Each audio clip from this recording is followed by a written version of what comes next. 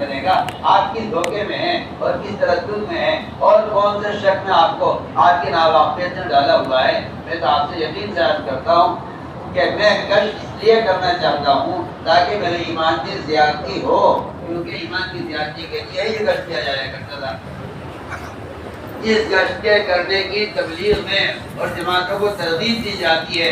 مسیح کے اطراف میں گشت کرنے کی تبلیغ میں جس گشت کی ترغیب دی جاتی ہے، یہ گشت ایمان کی تکمیل کے لیے ہے. کیونکہ عمر رضی اللہ عنہ کے بارے میں آیا ہے کہ وہ مسجد سے باہر بازار میں، مسجد کے اطراف میں، آبادیوں میں جا کر ایک کے دو کے ہاتھ پکڑتے تھے مسلمانوں کے، ان سے کہتے تھے کہ آؤ چلو ہمارے ساتھ تھوڑی دیر کے لیے میں پر ایمان لے آئیں. اور حضرت عمر فرمایا کرتے تھے کرنے کے بعد کہ یہ کام میں اس لیے کرتا ہوں تاکہ میرے ایمان میں زیادتی ہو. اس سے مزید اور کیا بات ہوگی کہ امام بخاری کا مذہب ہے کہ ایمان میں زیادتی ہوتی ہے، اور وہ اپنی اس بات کو ثابت کرنے کے لیے دلیل پیش کر رہے ہیں کہ معاذ بن جبل رضی اللہ تعالیٰ عنہ وہ ایک سے ملاقات کرتے اور ان سے کہا کرتے تھے اجلس بنا نؤمن ساعتن، آؤ ہمارے ساتھ بیٹھو یہاں ایمان کے حلقوں میں کچھ جگہ پر ایمان لے آئیں. میرے دوستو عزیزو، ایمان کی تکمیل کے لیے اور دلوں کے جلا کے لیے اور ایمان کی زیادتی کے لیے دوسروں کو نیکی پر آمادہ کرنا اور دوسروں کو اللہ کے احکام کی یاد دلانا، یہ بنیادی عمل ہے اپنے ایمان کی تکمیل کے لیے. اذا ذکر اللہ وجلت قلوبهم فاذا تلیت علیہم آیاتہ زادتہم ایمانا. یہ دونوں آیتیں بتا رہی ہیں کہ ایمان کی تکمیل متعدی اعمال سے ہوتی ہے اور ایمان کی تکمیل دوسروں کا عمل پر آمادہ کرنے سے ہوتی ہے. یہ بات آپ نے بہت اہم ضروری بات کر رہا ہوں. ہر مسلمان کی اپنے ایمان کی تکمیل موقوف ہے دوسروں کو دعوت دینے پر. میں علماء سے عرض کر رہا ہوں، یہ بہت بنیادی اور اہم بات ہے. ہر مسلمان کے اپنے ایمان کی تکمیل وہ موقوف ہے دوسروں کو خود دعوت دینے پر. میں خود کا لفظ استعمال کر رہا ہوں. آپ اگر قلم سے کام کریں اور آپ موبائلوں سے کام کریں تو میں 100 بار قسم کھا کر کہتا ہوں کہ آپ کے اس طریقے پر نہ ایمان کے بڑھنے کا کوئی وعدہ ہے، اور آپ کے اس طریقے کے کرنے پر آپ کے ذمہ جو دعوت کا فریضہ ہے وہ فریضہ بھی آپ سے آپ کا ادا نہیں ہوگا. یہ بات آپ دل میں اتار لیں، یہ بات آپ یاد رکھیں. اگر آپ قلم سے، اگر آپ موبائلوں سے، اگر آپ رسائل سے ان کی دعوت کو پھیلا کر یہ سمجھیں کہ میں نے دعوت کا فریضہ ادا کر دیا، میں دعوت دے دی، تو میں آپ سے 100 بار قسم کھا کر کہہ سکتا ہوں کہ یہ فریضہ آپ نے ادا نہیں کیا. کیونکہ امر معروف اور نہی منکر یہ ایک وہ عملی فریضہ ہے جو آپ کے خود ادا کرنے سے ادا ہوگا. یہ فریضہ دعوت کا فریضہ عبادت کی طرح ہے. اگر آپ کوئی آلہ ایسا تیار کر لیں، کوئی مشین ایسی بنا دی جائے، اس زمانے میں کوئی مشکل نہیں ہے، ٹیکنالوجی بڑی ترقی کر رہی ہے. اگر وہ ایک ایسی مشین بنا دے جس میں سے نماز کی آواز آئے، تکبیرات کی آواز بھی آئے، میں کہتا ہوں کہ یہ مشین دعائے قنوت بھی پڑھے، سبحان اللہ بھی پڑھے، سورہ فاتحہ بھی پڑھے، اور یہ مشین کوئی سورت بھی پڑھ لے اور رکوع سجدہ بالکل صحیح درست کر لے، کوئی مشکل نہیں ہے. اس زمانے میں ایسا کھلونا بنانا کوئی مشکل نہیں ہے. مجھے آپ بتائیے، اگر یہ کھلونا آپ کی طرف سے نماز ادا کر لے تو کیا آپ کی ذمہ جو نماز کا فریضہ ادا ہو جائے گا؟ آپ چھوڑیے کھلونے کو، آپ کسی اپنے نوکر سے، خادم سے، ملازم سے، اپنے بیٹے سے آپ یہ کہتے ہیں کہ تم 2 رکعت اپنی پڑھ لو، 2 رکعت میری بھی پڑھ لو، تو کیا آپ کے ذمہ جو نماز کا فریضہ ادا ہو جائے گا؟ کوئی یہ کہنے والا کہ ہاں جی یہ بھی طریقہ ہے، اگر آپ بیمار ہیں، آپ تھکے ہوئے ہیں تو نماز کا فریضہ کوئی دوسرا آپ کی طرف سے ادا کر دے گا. یہ ممکن نہیں ہے، کیونکہ دعوت کا فریضہ، عبادت کا فریضہ آپ کے ذمہ ہے. میں یہ سمجھانا چاہتا ہوں کہ لوگ اس کوشش میں ہیں کہ یہ دعوت کا فریضہ کسی اور طریقے سے ادا ہو جائے. حالانکہ میں صاحب سے بیان کر رہا ہوں، اب بالمعروف نہی منکر یہ دونوں ایسے فریضے ہیں جس میں آپ کے اپنے بدن کا استعمال اثر ہے اور شرط ہے کہ آپ خود دعوت دیں گے تو فریضہ ادا ہوگا، آپ خود نماز پڑھیں گے تو فریضہ ادا ہوگا. میں یہ عرض کرنا چاہتا ہوں کہ یہ نقل و حرکت اب بالمعروف نہی منکر کے فریضے کو ادا کرنے کے لیے ہے. علماء نے صاف لکھا ہے کہ دوسروں کو نیکی پر آمادہ کیے بغیر اور دوسروں کو منکر سے روکے بغیر کسی ولی کا بھی ایمان کامل نہیں ہوگا جب تک وہ اپنی ذات سے خود یہ کام نہ کرے. دیکھیے تو صحیح، آپ کو میری بات پر اعتراض ہو سکتا ہے، آپ کو میری بات پر اعتراض ہو سکتا ہے. وجہ یہ ہے کہ آپ نے کبھی غور کر کے صحابہ اکرام کے اقوال اور علماء اکرام کے اقوال آپ نے پڑھے نہیں ہیں. ورنہ بدر عالم بیگ سے ترجمان السنہ میں لکھتے ہیں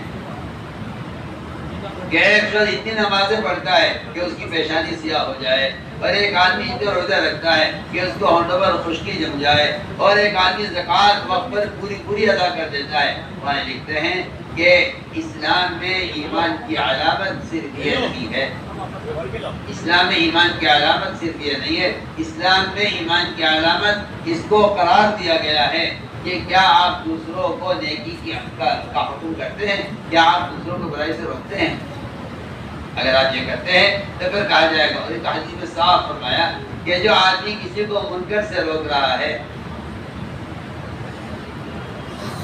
جو آدمی منکر سے کسی کو روک رہا ہے زبان کے ذریعے، یا منکر کو بدلنا چاہ رہا ہے زبان کے ذریعے، تو یہ اس کا درمیانہ ایمان ہے۔ اگر ہاتھ سے بدل رہا ہے منکر کو تو اعلیٰ ایمان ہے، زبان سے بدل رہا ہے تو درمیانہ ایمان ہے۔ اور اگر کوئی مسلمان کوئی گناہ ہوتا ہوا دیکھ رہا ہے اور اس سے وہ دل سے غمگین ہو رہا ہے اور اللہ سے دعائیں کر رہا ہے، تو یہ ایمان کے سب سے کمزور ایمان کی علامت ہے، جس سے میں حدیث کر رہا ہوں۔ اور اگر خدا نہ کرے مسلمان کا حال ایسا ہو گیا کہ گناہ دیکھ کر اس کو غم نہیں ہو رہا ہے، تو علماء نے لکھا ہے کہ بلکہ حدیث کا مفہوم یہ ہے کہ اس کے دل میں ایمان کا ذرہ بھی نہیں ہے۔ آپ پڑھیے حدیث، آپ غور تو کیجیے میں کیا کہہ رہا ہوں۔ اگر کوئی مسلمان گناہ ہوتے ہوئے دیکھ رہا ہے اور اس کا دل نہیں دکھ رہا ہے اور دل سے وہ غمگین نہیں ہو رہا ہے، تو اس کے دل میں ایمان کا ذرہ بھی نہیں ہے، کیونکہ گناہ کو دیکھ کر غصہ آنا یا غمگین ہونا یہ سب سے کمزور ایمان کی علامت ہے۔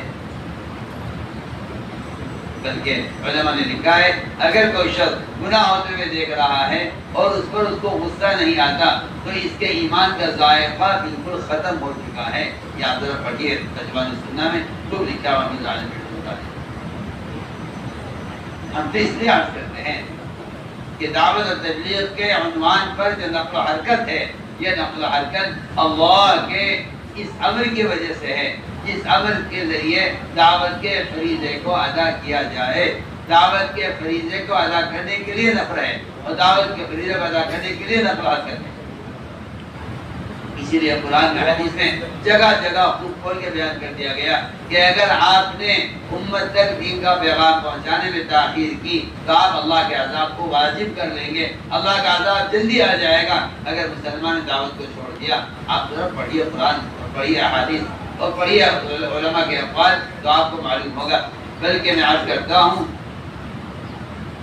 کہ لوگوں کے پاس جا کر انہیں دعوت دے کر انہیں مسجد میں جمع کر کے انہیں اللہ کے فرائض بتلانا، اس کام میں اگر کوئی آدمی تاخیر کرے گا یا دیر کرے گا تو پھر اس کو اس بات کا ڈر ہونا چاہیے کہ کہیں اس پر اللہ کا عذاب نہ آ جائے۔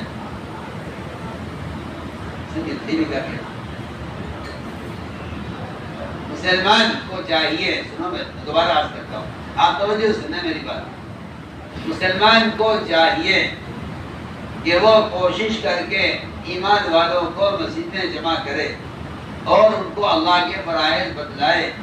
اگر اس بارے میں مسلمان دیر کرے، اگر یہ کام کرے مسلمان دیر کرے، تو مسلمان کو اللہ کے عذاب کے آنے سے ڈرنا چاہیے۔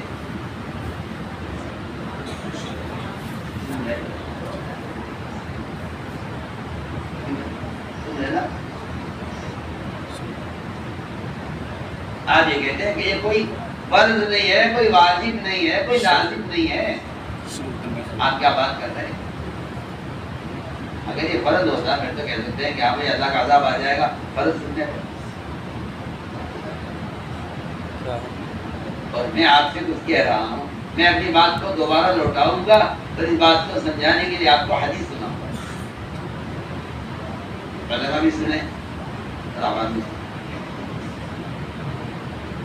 اپنی بات میں دوبارہ لوٹاؤں گا اور میں اس بات کو سمجھانے کے لیے آپ کو ایک حدیث سناؤں گا۔ اگر مسلمان، سننا دھیان سے بات، اگر مسلمان مسلمانوں کو مسجد میں جمع کر کے ان کو اللہ کے فرائض سکھلانے میں دیر کرے گا تو ایسے مسلمان کو اللہ کے عذاب کے آنے سے ڈرنا چاہیے۔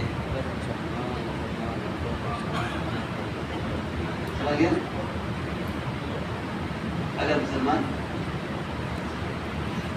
تو بھائی کیا تعلق ہے؟ اگر مسلمان کیا کام میری میرا یہ جملہ یاد کرتے ہیں نا، میں جس طرح کہہ رہا ہوں اگر مسلمان مسلمانوں کو مسجد میں